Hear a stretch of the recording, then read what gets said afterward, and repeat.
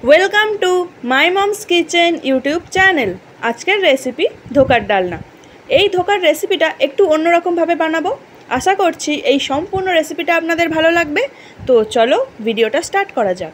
আজকের ধোকার ডালনা আমি মুসুর ডাল দিয়ে বানাবো।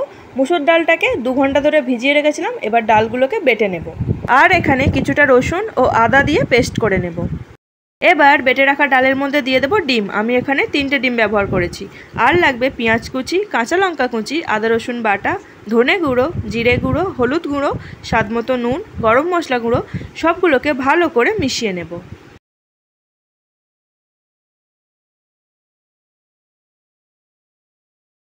এবার এগুলোকে ভেজে নেব। প্যানে তেল গরম করে নিয়ে ডালের মিশ্রণটা দিয়ে ঢাকা দিয়ে লো ফ্লেমে কুক করে নেব। এক পাশটা ভালোভাবে কুক হয়ে গেছে। এবার এটাকে উল্টে দিয়ে ভালো করে কুক করে নেব।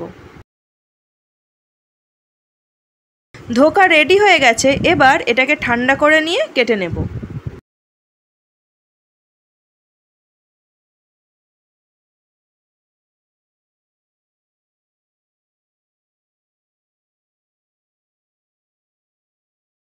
কড়াইতে তেল গরম করে নিয়ে আলুগুলোকে নুন ও হলুদ দিয়ে ভেজে তুলে নেব।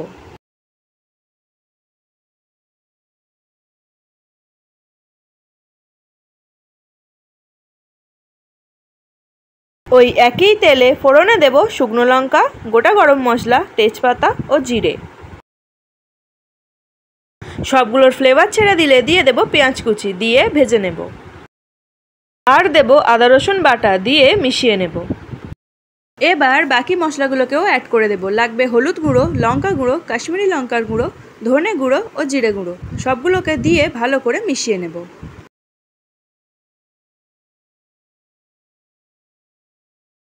এই স্টেজে দিয়ে দেব টমেটো বাটা। এবার স্বাদ মতো নুন দিয়ে মিশিয়ে নেব যতক্ষণ না পর্যন্ত মশলা থেকে তেল ছেড়ে দিচ্ছে। এবার ভেজে রাখা আলুগুলো দিয়ে সবগুলো খুব ভালোভাবে মিশিয়ে নেব। সবগুলোকে খুব ভালোভাবে মিশিয়ে নিয়েছি। এবার পরিমাণ মতো জল দিয়ে ফুটতে দেব। আমি এখানে উষ্ণ গরম জল ব্যবহার করেছি। তরকারি ফুটতে শুরু করেছে। এবার ধোকাগুলো দিয়ে ফুটিয়ে নেব প্রায় 5 থেকে 6 মিনিটের মতো।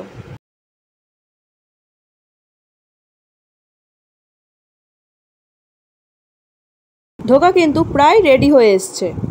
এবার গরম মশলা গুঁড়ো ও ধনেপাতা কুচি দিয়ে মিশিয়ে নামিয়ে নিলেই রেডি আমাদের আজকের রেসিপি ধোকার ডালনা।